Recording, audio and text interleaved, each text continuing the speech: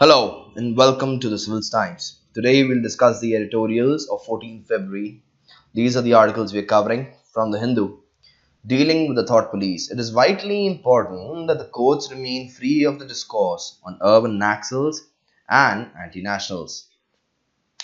Now what is the context of this article? On February 5, an additional sessions judge in Punjab had sentenced 3 young men to life in prison. And they were convicted under what? They were convicted under waging a war against the government of India. Now, what had they done? The author is questioning. क्या किया था इन लोगों ने? कि justified a punishment of life imprisonment. Now, they were not. Now, this is like a sarcastic comment made on the judgment. They were not. They did not commit any physical violence. They did not harm anyone. They were not caught in possession of any weapons, nor were they overheard of planning any specific terrorist act. What was their crime? They were basically merely caught with the literature supporting the cause of Khalistan. A few posters that did the same and a few Facebook posts. Now, with this being the sum total of what passed for evidence, the verdict of the additional session judge is unsustainable. That is for sure. The author is sure that this judgment is unsustainable, and he cites a previous example too in this regard. However, for the higher courts to recognize not only that the judgment is fatally flawed, but it also represents a dangerous moment for the judiciary. Now, this is not the first occasion in recent times when a court has abandoned constitutional values in favor of crude nationalistic rhetoric. Moreover, this marks a beginning of a trend, if left unchecked, that can swiftly erode our most cherished liberties. Basically, the author is saying of free speech and association, the first violation is basically there's an apparent in the judgment is the apparent disregard for the Constitution. At the heart of the Constitution is the fundamental rights, in which you have Article 19, which basically provides for freedom of speech and association. Now, there are reasonable restrictions too. Moreover, in a series of careful decisions, the Supreme Court has, however, articulated the precise circumstances under which a restriction on the freedom of speech is reasonable.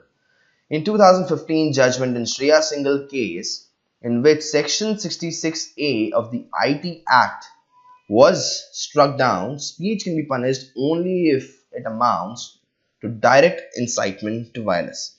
Now, we'll just look briefly at what are the provisions of Article 19. Now, we all know the provisions of Article 19.1. You have 6 clauses A to F, under which you have various freedoms provided for speech as well as association.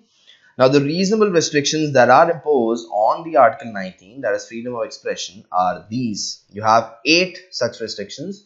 You have the interest of sovereignty and integrity of country, security, friendly relations with foreign states, public order, decency, morality, and in relation to contempt of court. Now, defamation is a reasonable restriction. This can be asked in your prelims. So, this has to be remembered, or an incitement to an offense. Now, what is the Shreya Singhal case? Shreya Singhal case related to the infamous Section 66A of IT Act. What does this provide for? It said basically, now these are the provisions of this article. Punishment for sending offensive messages through communication service. Any person who sends by means of computer resource or communication device any information that is grossly offensive or has a menacing character, etc. You can read this provision yourself. Now, what did the court say? The Supreme Court struck down a provision in the cyber law, which is your IT Act, which provides power to arrest a person for posting allegedly offensive content online.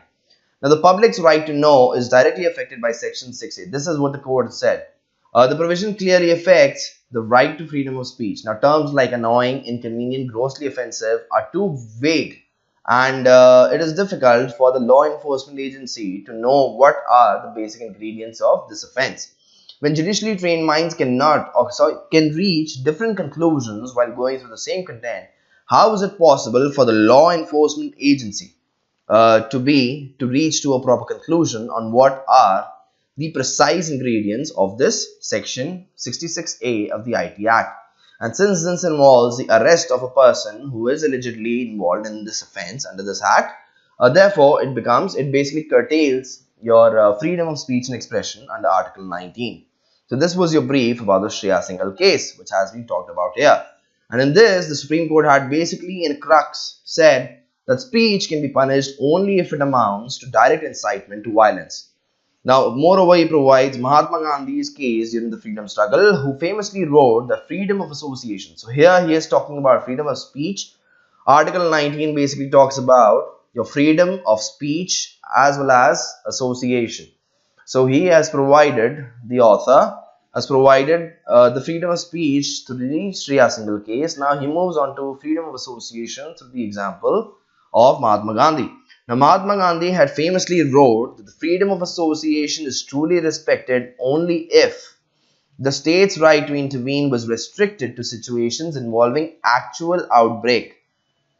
That is, freedom of speech is truly respected when assemblies of people can discuss even revolutionary projects, and the state does not. The logic was simple. In a pluralistic democracy, no one set of ideas can set itself as the universal truth and enforce its position through coercion. Now, just before moving further, just note that all these those points or lines that have been highlighted in blue are basically the crux of the respective paragraph. So if you want to revise it later, you can simply go through the blue highlighted points rather than going through the entire article. The sequence would be like you have blue first, the most important, then you have green, and then you have your yellow. ठीक है? तो आगे बढ़ते हुए हम देखेंगे कि nor is the test diluted. See, consequently, as American judge has observed, if there be time to expose through discussion the falsehood and fallacies, the remedy to be applied is more speech and not enforced silence. The Indian Supreme Court's incitement to violence standard responds to basic insight about civil liberties. Now, nor is this test. This test is your incitement to violence test. It is not diluted just because the issue at stake may be national security. And the incitement test applied squarely to the provisions of the TADA and the UAPA. Vaguely worded provision of these statutes read narrowly and precisely in accordance with the Constitution. Therefore, basically the author is trying to say that mere possession of revolutionary literature, as was the case where this Punjab incident had taken place, where the judge had given them life sentence, is not enough to sustain that conviction. In fact, not only the additional judge ignored Gandhi, Supreme Court precedent on free speech and association, Supreme Court precedent on interpretation of anti-terror legislation, which is your TADA and UAPA.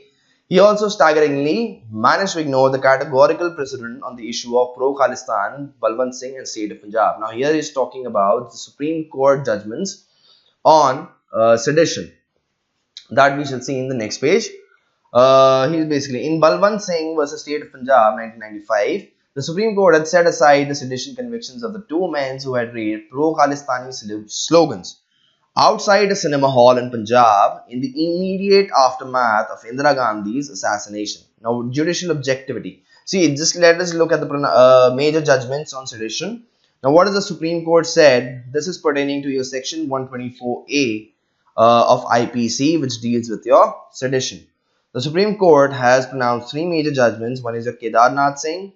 We have P.R. Ravi versus State of Kerala and Balwant Singh versus State of Punjab that has been talked about in this article.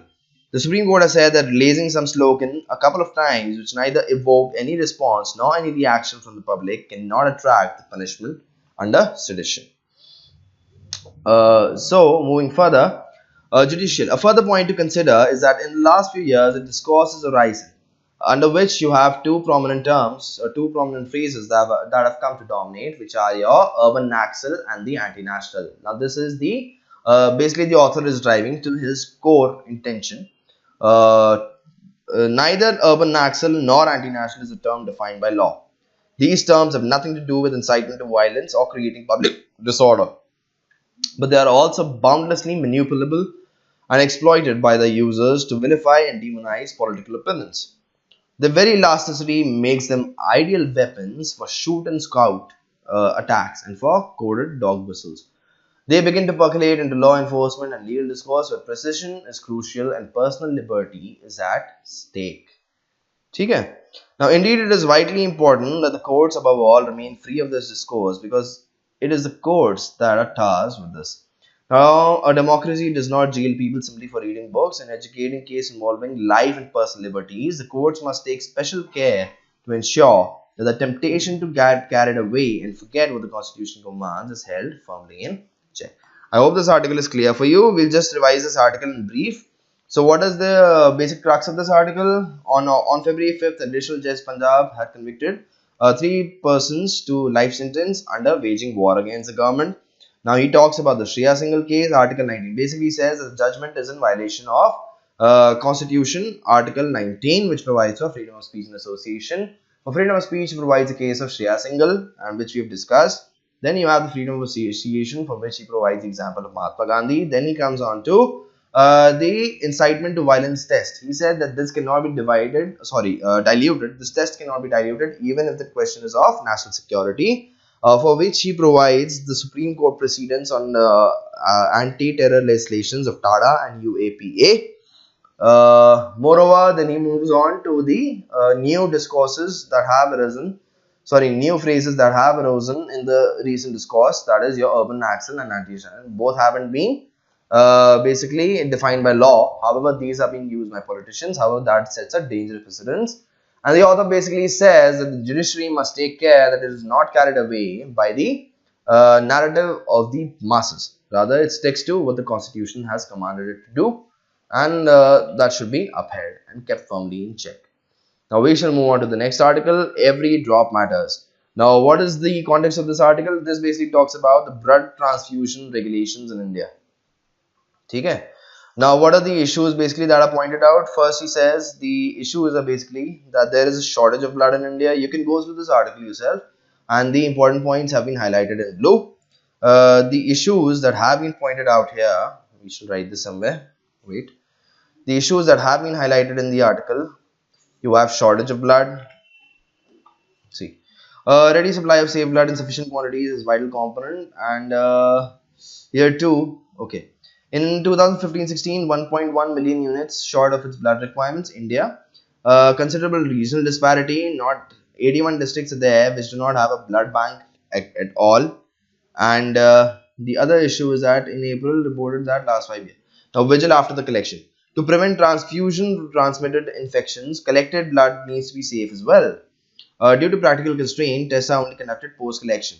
Now, health questionnaire should be filled up truthfully. Tests are not foolproof, as there is a window period after a person first becomes infected when the virus becomes basically active or detectable. This makes it crucial to minimize the risk in the first instance of the collection. Collecting healthy blood will also result in less blood being discarded later. Now, blood that is donated voluntarily without remuneration is considered to be the safest.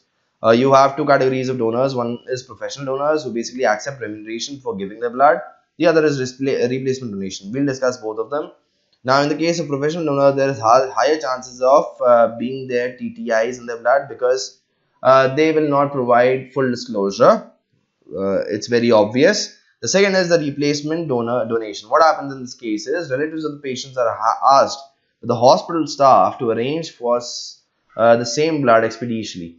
See, what happens in this case is the blood is not, this blood that will be arranged by the relatives of the parents is not used for the patient herself, but it is intended as a replacement for the blood that was actually used for the patient. Is that clear?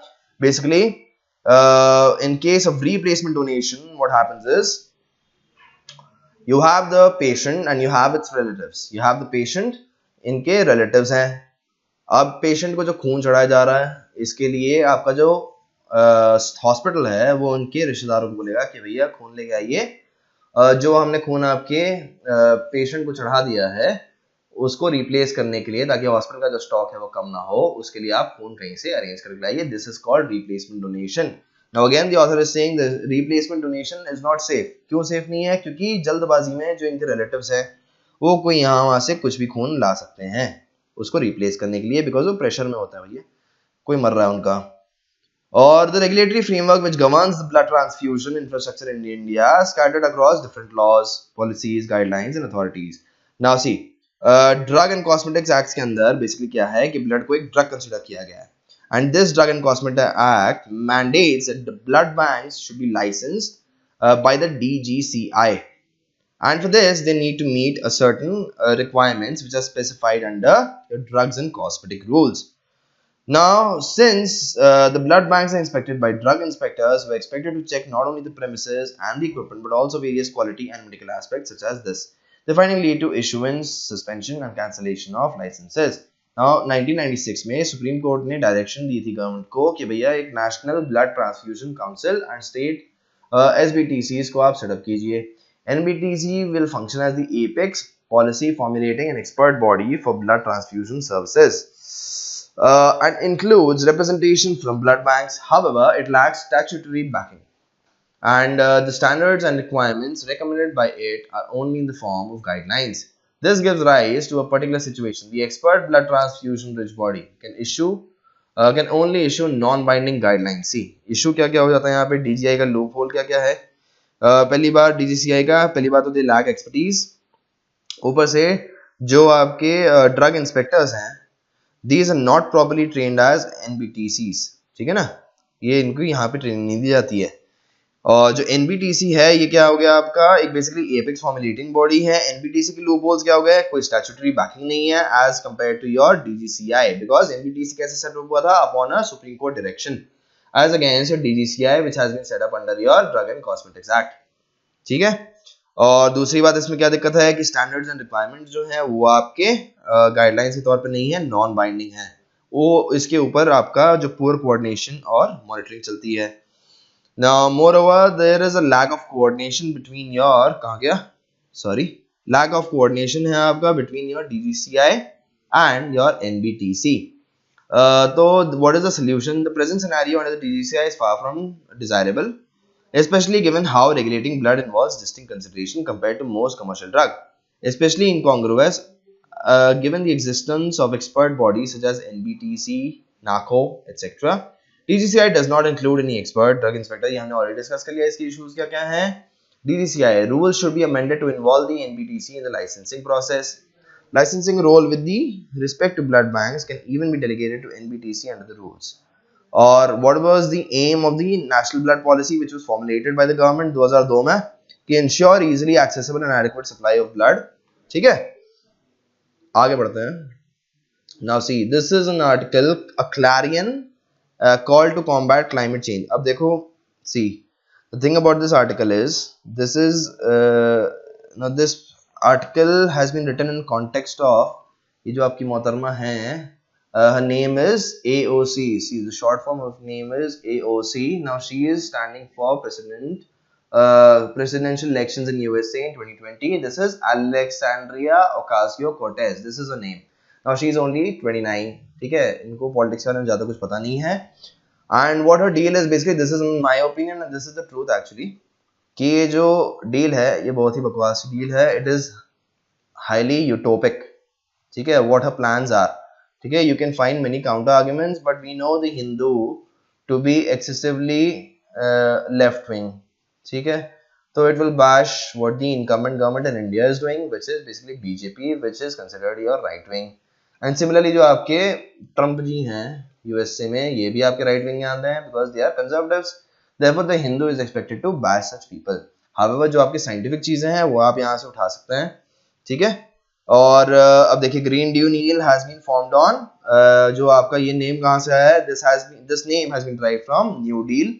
जो कौन लेके आया था, FDR. Who is FDR? FDR is your क्या नाम था इनका, FDR is your Franklin Delano Roosevelt, who was the president of USA in 1930s and 1940s, I think. ठीक है ना, when your depression was there, yeah. So he had launched this famous New Deal, which was basically a series of economic and social measures launched in 1930s to basically end the depression. Green New Deal किस लिए है? It basically aspires to make sweeping changes to the environment and economy, meet all of US's power demand from clean and renewable energy by 2030. Now this is ridiculous. But at the same time addressing racial and economic justice. Now this is highly utopic. The Democrats in USA are turning socialist, and basically that is equivalent to your communists. Okay? And communists have a very utopic ideology. So we won't go detail of politics. You can read this article for yourself. This is not very important. ठीक है, एक बार आप खुद देख लीजिए what this new deal means. If you find certain points that can be important from the perspective of mains or environment, you can pick that up. और you can cite this deal, इसमें से कुछ important points लगा के आप way forward में डाल सकते हो अपने mains के answers में. Now Indian Express में कुछ खास articles नहीं थे. So that's all we for today. Thank you and have a very